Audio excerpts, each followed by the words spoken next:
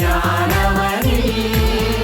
Hallelujah ഗീതം പാടിടും ഞാൻ എൻ്റെ ജീവിതയാത്രയിൽ. എന്നെ അല്ലലഖിലവും തീർത്തിടും നാൾ നോക്കിപ്പാർത്തിടും ഞാൻ ഉലകിൽ. ഹല്ലേലൂയ ഗീതം പാടിടും ഞാൻ എൻ്റെ ജീവിതയാത്രയിൽ.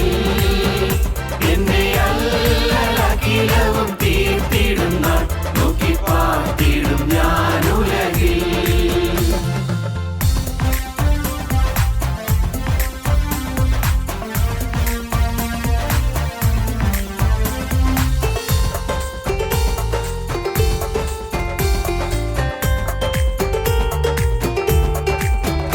എല്ലാ കാലത്തും ആശ്രയം വെച്ചിടുവാൻ നല്ല സംഗീതമേശുവത്രേ. എല്ലാ കാലത്തും ആശ്രയം വെച്ചിടുവാൻ നല്ല സംഗീതമേശുവത്രേ. പെറ്റ തല്ലതൻ കുഞ്ഞിനെ മറന്നിടിലും കാന്തൻ മാറ്റം ഭവിക്കാത്തവൻ. പെറ്റ തല്ലതൻ കുഞ്ഞിനെ മറന്നിടിലും കാന്തൻ മാറ്റം ഭവിക്കാത്തവൻ. ഹല്ലേലൂയ ഗീതം പാടിടും ഞാൻ എൻ്റെ ജീവിതയാത്രയിൽ. എന്നെ അല്ലലഖിലവും തീർത്തിടും നാൾ നോക്കിപ്പാർത്തിടും ഞാൻ ഉലകിൽ.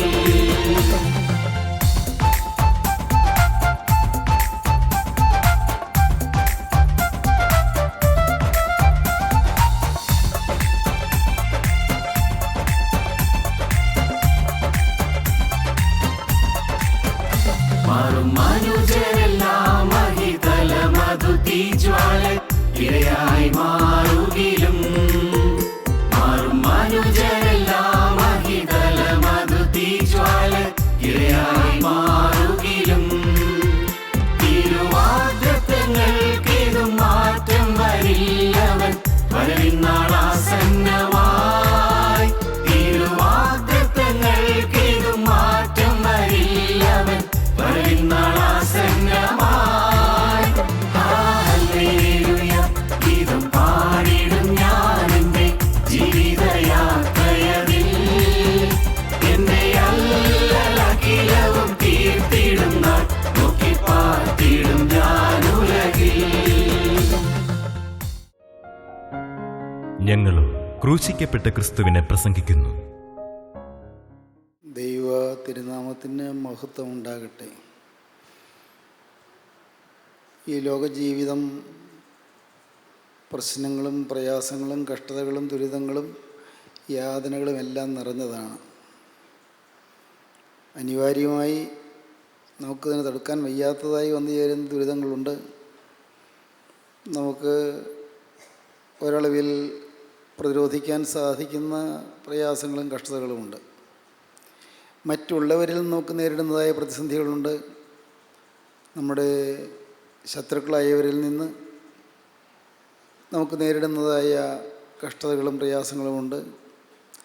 എന്നാൽ ശത്രുക്കളെന്ന് നാം അറിയാത്തവരായ ആളുകൾ ഒരുക്കുന്നതായ ചതിക്കുഴികളിൽ വീഴുന്ന അനുഭവങ്ങൾ നമുക്കുണ്ട്. ചതിക്കുഴികൾ വളരെ സ്നേഹം ഭാവിച്ച് നമ്മെ കെണിയിലാക്കുന്ന ആളുകളുണ്ട്. വളരെ വാത്സല്യവും കാരുണ്യവും അഭിനയിച്ചുകൊണ്ട് നമ്മെ വശീകരിച്ച് കെണിയിലാക്കുന്ന ആളുകളുണ്ട്. പലതരം കെണികൾ നമുക്ക് അഭിമുഖീകരിക്കേണ്ടിയിരിക്കുന്നു. നാം കെണികളെക്കുറിച്ചാണ് ചിന്തിച്ചു വരുന്നത്. നിങ്ങൾക്കറിയാമല്ലോ, കഴിഞ്ഞ ചില അവസരങ്ങളിലായിട്ട് മനുഷ്യജീവിതത്തിൽ വരുന്നതായ കെണികളെക്കുറിച്ച് നാം ചിന്തിക്കുകയായിരുന്നു. കെണി, ചതിക്കുഴികൾ, നാം ഒട്ടും പ്രതീക്ഷിക്കാത്ത സമയത്ത് നാം കെണിയിലായി പോകുന്നു. ചില അനർത്ഥങ്ങളിൽ നാം പെട്ടുപോകുന്നു. ചില പാപങ്ങളിൽ നാം കുടുങ്ങിപ്പോകുന്നു. പാപത്തിൻ്റെ കെണിയുണ്ട്, പാപത്തിൻ്റെ കെണിയിൽ വീഴുന്ന അനുഭവങ്ങളുണ്ട്. രക്ഷപ്പെടാൻ നമുക്ക് ആഗ്രഹമില്ലാഞ്ഞിട്ടല്ല, പക്ഷേ പലപ്പോഴും നമുക്ക് രക്ഷപ്പെടാൻ സാധിക്കുന്നില്ല. കെണികളിൽ നാം വീണ് കഴിയുമ്പോഴാണ് അയ്യോ പറ്റിപ്പോയല്ലോ നാം മനസ്സിലാക്കുന്നത്. വേണ്ടായിരുന്നപ്പോൾ തോന്നും. പക്ഷേ പിശാചൊരുക്കുന്ന കെണികൾ, പിശാച് ഉപയോഗിക്കുന്ന മനുഷ്യരൊരുക്കുന്ന കെണികൾ, ഇങ്ങനെയുള്ളതായ കെണികളിൽ വീണ് നാം പലപ്പോഴും പാപത്തിൻ്റെ ഭയാനകമായ ബന്ധനത്തിലായി പോകാറുണ്ട്. കെണികളെക്കുറിച്ച് നാം കരുതലുള്ളവരായിരിക്കേണ്ടതാണ്. ജ്ഞാനിയായ ശലോമോൻ സദൃശവാക്യങ്ങളുടെ പുസ്തകം 13-ാം അധ്യായത്തിലും 14-ാം അധ്യായം 27-ാം വാക്യത്തിലും കെണികളെക്കുറിച്ച് പറയുന്നുണ്ട്. സദൃശവാക്യങ്ങൾ 13-ാം അധ്യായം 14-ാം വാക്യം, 14-ാം അധ്യായം 27-ാം വാക്യം. ജ്ഞാനിയുടെ ഉപദേശം ജീവൻ്റെ ഉറവാകുന്നു, അതിനാൽ മരണത്തിൻ്റെ കെണികളെ ഒഴിഞ്ഞുപോകും. മരണത്തിൻ്റെ കെണികളെ ഒഴിവാകാം. ജ്ഞാനിയുടെ ഉപദേശം സ്വീകരിക്കുമെങ്കിൽ, ജ്ഞാനത്തിൻ്റെ ഉപദേശം സ്വീകരിക്കുമെങ്കിൽ, സദ്ബുദ്ധി നൽകുന്നതായ ഉപദേശം സ്വീകരിക്കുമെങ്കിൽ നമുക്ക് മരണത്തിൻ്റെ കെണികളെ ഒഴിഞ്ഞു മാറാൻ സാധിക്കും. മരണത്തിൻ്റെ കെണി, കഴിഞ്ഞ ചില അവസരങ്ങൾ നാം ചിന്തിച്ചത് പാപത്തിൻ്റെ കെണിയെക്കുറിച്ചാണ്. ദാവീദ് വീണുപോയ പാപത്തിൻ്റെ ഭയാനകമായ കെണി. ഇപ്പോൾ നാം ചിന്തിക്കാൻ തുടങ്ങുന്നത് മരണത്തിൻ്റെ കെണിയെക്കുറിച്ചാണ്. ജ്ഞാനിയുടെ ഉപദേശം ജീവൻ്റെ ഉറവാകുന്നു, അതിനാൽ നാം മരണത്തിൻ്റെ കെണികളെ ഒഴിഞ്ഞു പോകും. 14-ാം അധ്യായം 27-ാം വാക്യം വായിക്കാം. യഹോവ ഭക്തി ജീവൻ്റെ ഉറവാകുന്നു, അതിനാൽ മരണത്തിൻ്റെ കെണികളെ ഒഴിഞ്ഞുപോകും. യഹോവ ഭക്തി ജീവൻ്റെ ഉറവാകുന്നു, അതിനാൽ മരണത്തിൻ്റെ കെണികളെ ഒഴിഞ്ഞു പോകും. ജ്ഞാനിയുടെ ഉപദേശം ജീവൻ്റെ ഉറവാണ്. യഹോവ ഭക്തി ജീവൻ്റെ ഉറവാണ്. ജ്ഞാനിയുടെ ഉപദേശമാണെങ്കിലും യഹോവ ഭക്തിയാണെങ്കിലും മരണത്തിൻ്റെ കെണികളെ ഒഴിഞ്ഞു പോകും. നാം ഈ ഭൂമിയിൽ ചെയ്തു തീർക്കേണ്ടതായ ചില കാര്യങ്ങൾ ദൈവം നമ്മെക്കുറിച്ച് കരുതുന്നുണ്ട്, ദൈവം നമ്മെക്കുറിച്ച് ആഗ്രഹിക്കുന്നുണ്ട്. നമുക്ക് ഓരോരുത്തർക്കും നാം പൂർത്തീകരിക്കേണ്ടതായ ചില കാര്യങ്ങൾ, നാം തന്നെ ചെയ്തേ പറ്റൂ എന്ന് കർത്താവ് കാണുന്നതായ ചില കാര്യങ്ങൾ, കർത്താവ് നമ്മെ വിശ്വസിച്ച് ചില കാര്യങ്ങൾ ഏൽപ്പിക്കാറുണ്ട്. നാം അത് നിവർത്തിക്കുമെന്നുള്ളതായ പ്രതീക്ഷയോടുകൂടിയാണ് കർത്താവ് ആ വേലകൾ നമ്മെ ഏൽപ്പിക്കുന്നത്. കർത്താവിൻ്റെ ആഗ്രഹം നാം സാധിപ്പിക്കുമെന്നും കർത്താവിൻ്റെ പ്രതീക്ഷ നാം നിറവേറ്റുമെന്നുള്ളതായ വലിയ ആശയോടെയാണ് കർത്താവ് നമുക്ക് ചില ജോലികൾ തരുന്നത്, ചില കാര്യങ്ങൾ നമ്മെ ഫലമേൽപ്പിക്കുന്നത്. എന്നാൽ നമ്മിൽ ദൈവം കണ്ടിട്ടുള്ള ശുശ്രൂഷകൾ നിവർത്തിക്കുന്നതിന് മുൻപ് ഈ ഭൂമിയിൽ നമ്മെ റാഞ്ചിക്കൊണ്ടുപോകുവാൻ പിശാച് പരിശ്രമിക്കും മരണത്തിൽ കൂടെ. നമുക്ക് വേണ്ടി ദൈവം കരുതിയിരിക്കുന്ന ചില വലിയ അനുഗ്രഹങ്ങളുണ്ട്. ആ അനുഗ്രഹങ്ങൾ നാം പ്രാപിക്കുന്നതിന് മുൻപ്, നമ്മുടെ വേല തികയ്ക്കുന്നതിന് മുൻപ് നമ്മെ മരണമഴിയായി ഈ ഭൂമിയിൽ നിന്ന് മാറ്റിക്കൊണ്ടുപോകാൻ പിശാച് വളരെ കരുതലോടെ പ്രവർത്തിച്ചു കൊണ്ടിരിക്കും. മരണത്തിൻ്റെ കെണികൾ അവൻ ഒരുക്കും. ദൈവം നമ്മെ ആക്കാൻ പോകുന്ന ഉന്നത സ്ഥാനത്ത് നാം എത്തരുത് എന്ന് പിശാചിന് ആഗ്രഹമുണ്ട്. യൗസേപ്പിൻ്റെ ജീവിതത്തിൽ മരണത്തിൻ്റെ കെണിയൊരുക്കി പിശാച്. അതിന് ആ കെണികൾ ഒരുക്കുന്നതിന് ഉപയോഗിച്ചത് യൗസേപ്പിൻ്റെ സഹോദരന്മാരെ തന്നെയാണ്. അബ്രഹാമിൻ്റെ മകനായ, ഇസ്ഹാക്കിൻ്റെ മകനായ, യാക്കോബിൻ്റെ മകനായ യൗസേപ്പ്. ആ യുവാവിനെക്കുറിച്ച് ദൈവത്തിന് വലിയ ഉന്നതമായ പ്രതീക്ഷകളുണ്ട്. ഇന്ന് ക്ഷീണിതനാണെങ്കിലും ദരിദ്രനാണെങ്കിലും ഇന്ന് കഷ്ടപ്പാടാണെങ്കിലും നാളെ ഒരു ദിവസം ഈ യൗസേപ്പിൻ്റെ കരങ്ങളിലൂടെ 10,000-ങ്ങൾക്ക് വിശപ്പ് മാറ്റാനുള്ള ധാന്യം വിതരണം ചെയ്യുന്ന മഹത്തായ വേല ദൈവം യൗസേപ്പിൽ കാണുന്നുണ്ട്. അത് പിശാചിനറിയാം. ഈ യൗസേപ്പിൻ്റെ പ്രവർത്തനം മൂലം അനേകരുടെ വിശപ്പ് മാറും. യൗസേപ്പിൻ്റെ ജീവിതം മൂലം തലമുറകൾ കഴിഞ്ഞാലും തീർന്നു പോകാത്ത അക്ഷയ നിക്ഷേപം, അനർഘ നിധി യൗസേപ്പിൻ്റെ ജീവിതത്തിൻ്റെ ശാശ്വത മൂല്യങ്ങളായി വളർന്നു വരുമെന്ന് ദൈവം പ്രതീക്ഷിക്കുന്നു. വിശുദ്ധിയുടെ ഒരു തലമുറയെ കെട്ടിപ്പടുക്കാം എന്ന് ദൈവം ആശിക്കുന്നു. യൗസേപ്പിൻ്റെ ജീവിതത്തിലെ വിശുദ്ധി മൂലം ഒരു വലിയ സമൂഹത്തെ, വിശുദ്ധ സമൂഹത്തെ വളർത്തിയെടുക്കണമെന്ന് ദൈവം ആഗ്രഹിക്കുന്നു. എന്നാൽ ഈ യൗസേപ്പിൽ കണ്ടിരിക്കുന്ന വലിയ വേല നിറവേറുന്നതിന് മുൻപ് യൗസേപ്പിനെ ഭൂമിയിൽ നിന്ന് മാറ്റിക്കൊണ്ടു പോകണം എന്ന് പിശാച് ഉദ്യമിച്ചു. അതിനുവേണ്ടി പിശാച് പരിശ്രമിച്ചു.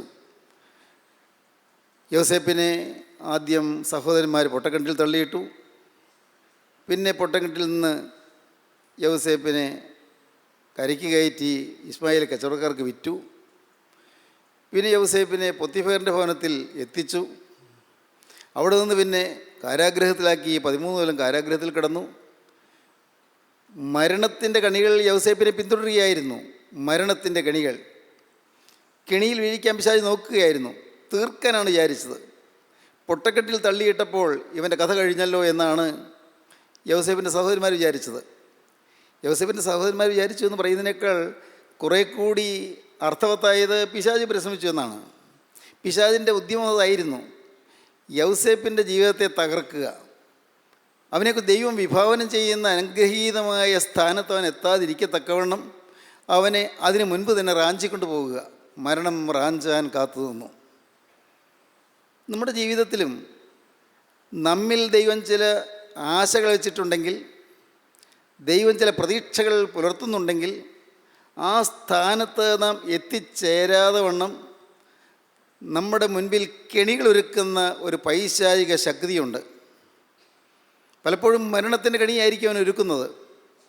മരിക്കാൻ സാധ്യതയുള്ള ചില ആക്സിഡൻസിലാണ് നമ്മെ കൊണ്ട് ചാടിക്കുന്നത്. ചില അത്യാഹിതങ്ങൾ, ഒരുപക്ഷെ ചില മാരകമായ രോഗങ്ങൾ, അതല്ലെങ്കിൽ മറ്റുള്ളവരിൽ നിന്നുള്ളതായ ആക്രമണങ്ങൾ. അത് മാനസികമായ ആക്രമണമാകാം, അല്ലെങ്കിൽ ശാരീരികമായ ആക്രമണമാകാം. ഏതു വിധത്തിലും മരണം നമ്മെ സന്ധിക്കുന്നതിന്, മരണം നമ്മെ പിടികൂടുന്നതിന് പിശാച് കെണികൾ ഒരുക്കും. ദൈവത്തിൻ്റെ മക്കൾ എപ്പോഴും ദൈവത്തോട് പറ്റിച്ചേർന്ന് നിന്നാൽ ഈ പൈശാചികൻ്റെ തന്ത്രത്തിൽ രക്ഷപ്പെടാം, മരണത്തിൻ്റെ കണികളെ ഒഴിഞ്ഞു മാറാം. യഹോവാഭക്തി ജീവൻ്റെ ഉറവാകുന്നു.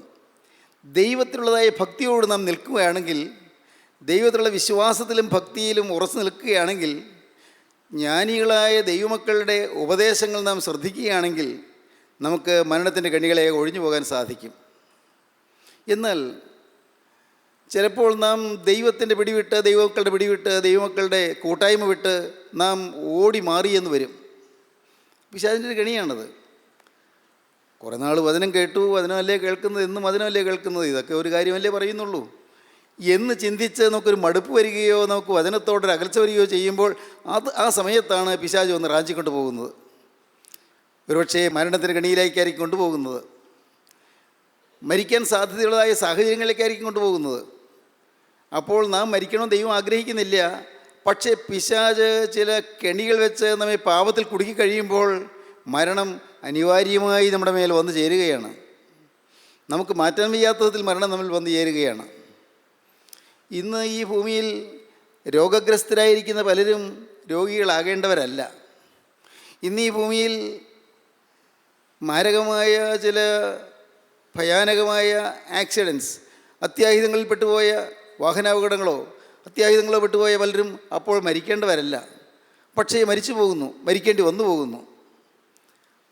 ഇത് വളരെ ശ്രദ്ധേയമായൊരു കാര്യമാണ്. നാം എപ്പോഴും ദൈവത്തോടും ദൈവവചനത്തോടും ചേർന്ന് നിന്നുകൊള്ളണം. ദൈവത്തോടും ദൈവവചനത്തോടും ദൈവത്തിൻ്റെ മക്കളോടും ചേർന്ന് നിന്നുകൊള്ളണം.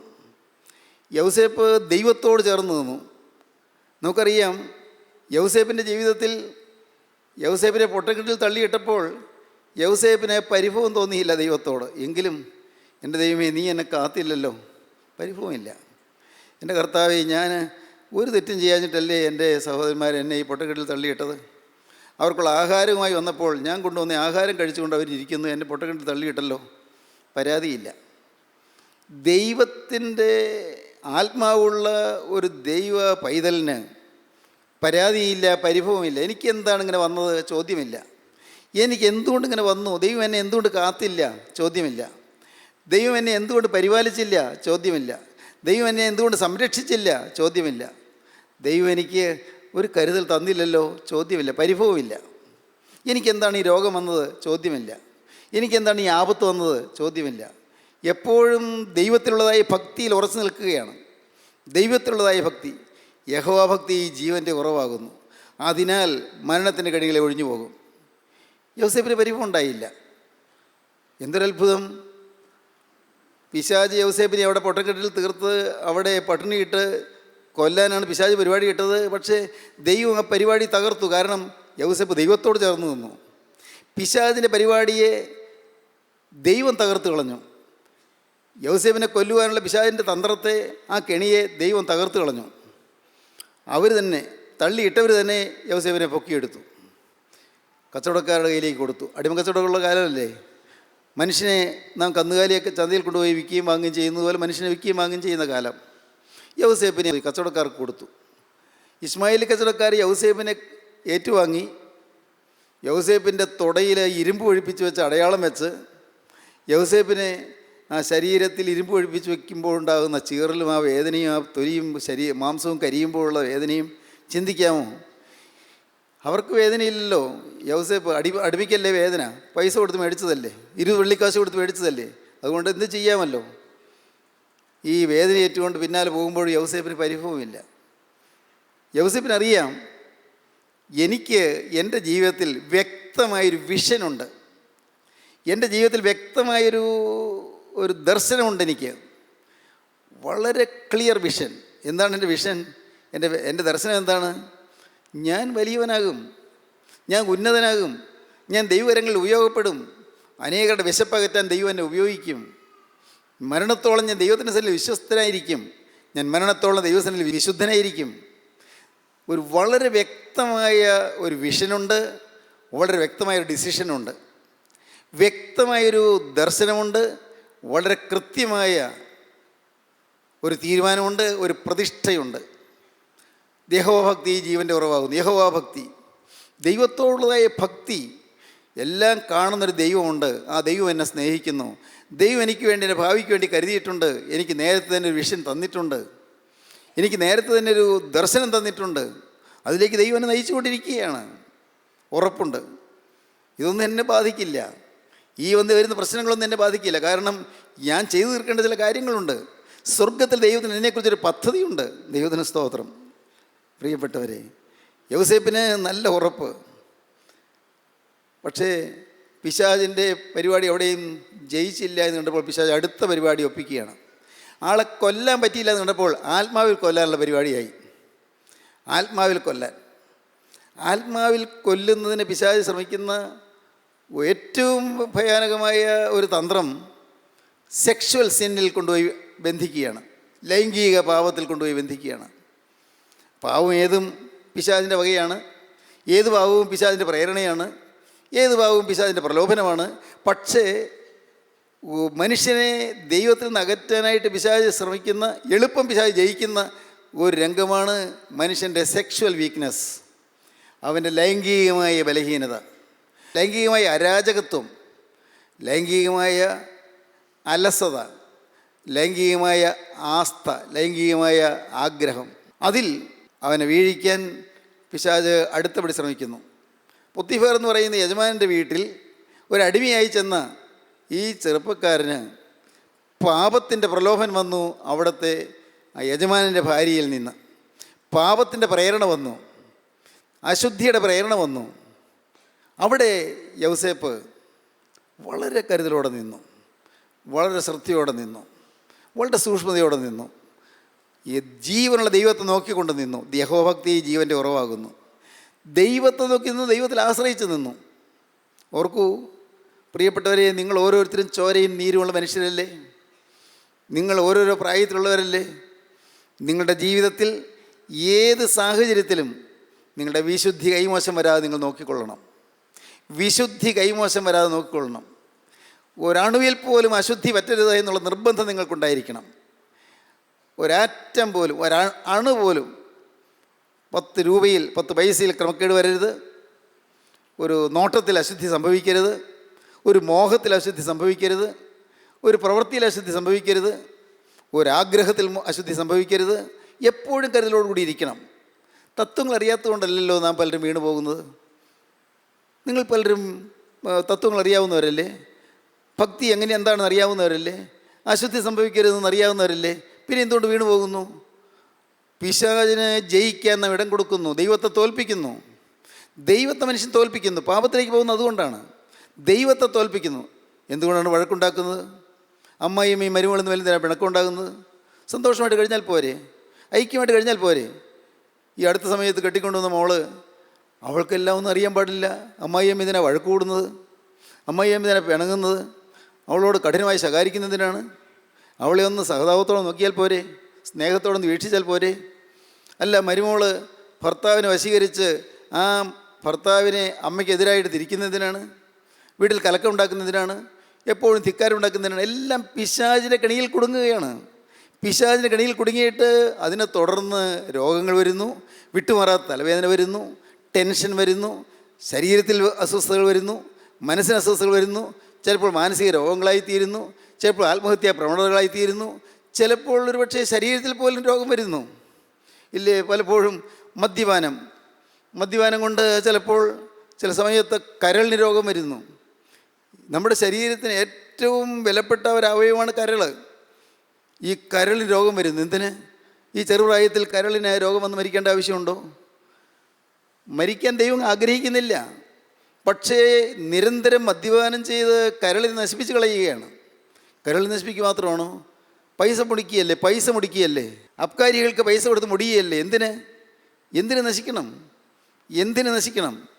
ഇന്ന് അനേകം ആളുകളും ഇന്ന് തനിക്ക് തന്നെ വിന വരുത്തുകയാണ്. മരണത്തിൻ്റെ കണികൾ ഒഴിഞ്ഞു മാറാൻ സാധിക്കുന്നില്ല.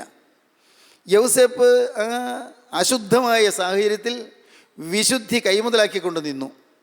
അതാണ് ക്രിസ്തീയ ജീവിതം. ഏത് അഴുക്കായ സാഹചര്യത്തിലും വേണമെങ്കിൽ വിശുദ്ധി പാലിക്കാം. വേണമെങ്കിൽ എല്ലാവരും കൈക്കൂലി വാങ്ങുന്നവരാണ്.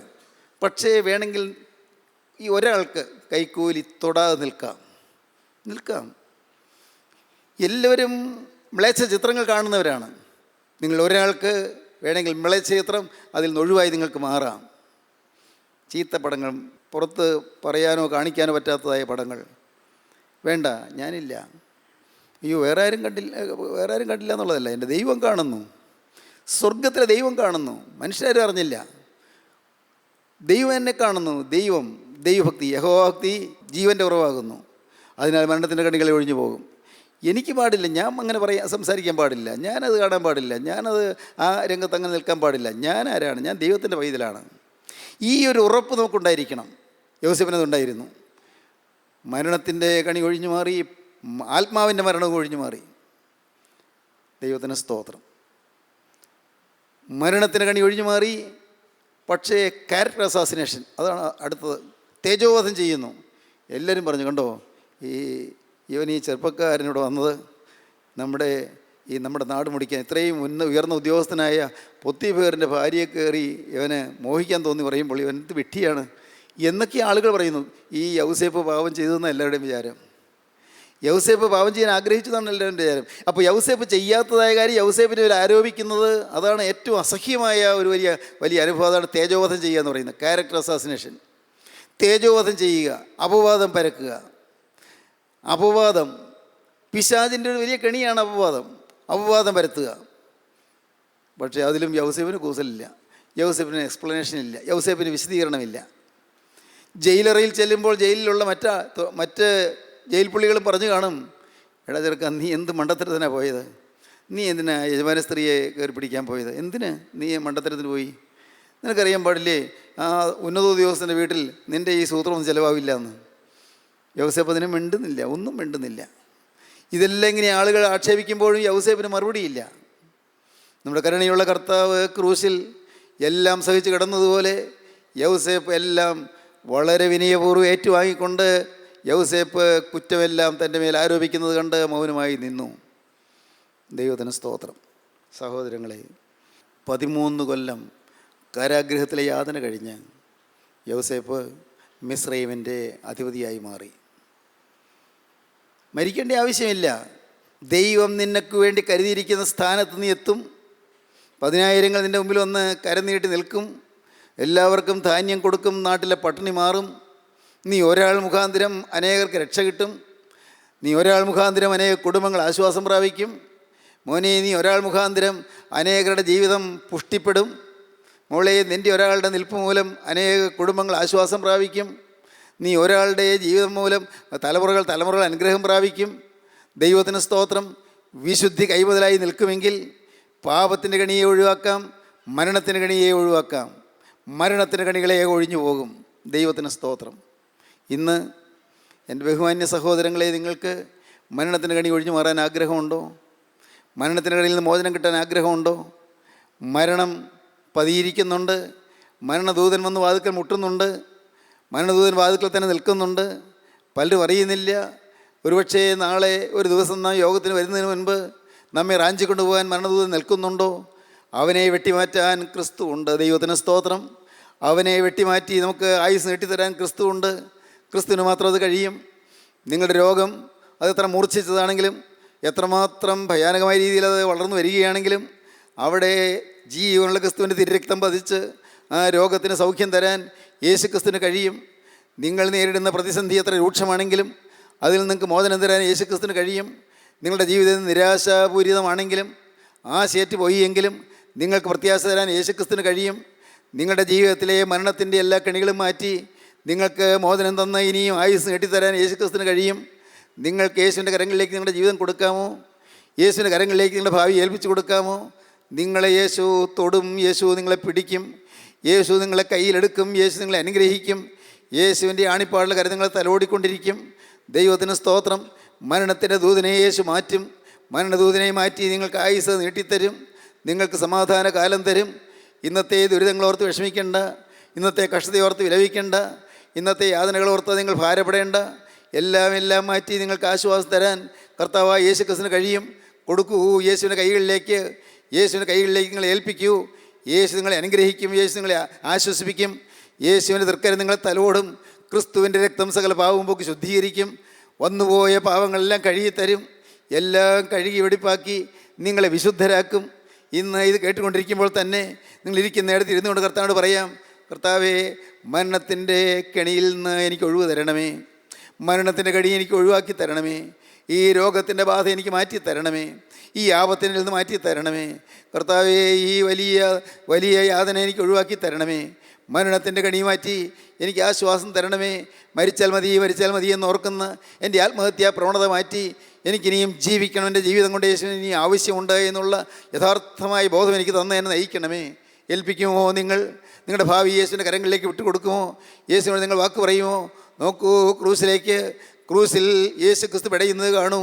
അവിടെ നിങ്ങൾക്ക് വേണ്ടി അതിനേറ്റ് പിടയുന്ന ക്രിസ്തുവിലേക്ക് നോക്കിക്കൊണ്ട് യേശുവിനോട് നിങ്ങൾക്കൊരു വാക്ക് പറയാം. കർത്താവേ, ക്രൂശിക്കപ്പെട്ടനായി യേശു ക്രിസ്തുവിൻ്റെ തിരുരക്തം ഇപ്പോൾ എൻ്റെ പാപക്കറകളെല്ലാം കഴുകണമേ. വന്നുപോയ പാപങ്ങളെല്ലാം എന്നോട് ക്ഷമിക്കണമേ. ഇനിമേലൊരു പുതിയ ജീവിതം നയിപ്പാൻ ഞാനിതാ തീരുമാനിക്കുന്നു. തൃക്കരം എൻ്റെ മേൽ വയ്ക്കണമേ. നാഥ, കെണികളിൽ നിന്ന് മാറ്റണമേ. പൈശാചിൻ്റെ കെണികളിൽ നിന്ന് എനിക്ക് മോചനം തരണമേ. എന്നെ രക്ഷിച്ച് മരണത്തിൻ്റെ കെണി മാറ്റി എനിക്ക് ആയുസ് നീട്ടി തന്ന് എന്നെക്കൊണ്ട് ഈ ആഗ്രഹിക്കുന്ന വേല നിവർത്തിപ്പാനുള്ളതായി ഭാഗ്യം എനിക്ക് തരണമേ. സമർപ്പിക്കൂ, നമുക്ക് പ്രാർത്ഥിക്കാം. കാരുണ്യവാനായ ഞങ്ങളുടെ സ്വർഗീയ പിതാവേ, ഈ മനോഹരമായ സമയത്തിനായി ഞങ്ങൾ നിന്നെ സ്തുതിക്കുന്നു. അവിടെ തിരുവചനങ്ങൾക്കായി ഞങ്ങൾ നിന്നെ സ്തുതിക്കുന്നു. മരണത്തിൻ്റെ കണികളെ ഒഴിവാക്കി തരുന്ന കൃപയ്ക്കായി ഞങ്ങൾ നിന്നെ സ്തുതിക്കുന്നു. പൈശാചികരുടെ തന്ത്രങ്ങളെ തകർത്ത് കളയുന്ന കൃപയ്ക്കായി ഞങ്ങൾ നിന്നെ സ്തുതിക്കുന്നു. അനുഗ്രഹിച്ച് എഴുന്നേൽപ്പിക്കണമേ. യേശു ക്രിസ്തുവിൻ്റെ ജയകരമായ നാമത്തിൽ തന്നെ. ആമീൻ.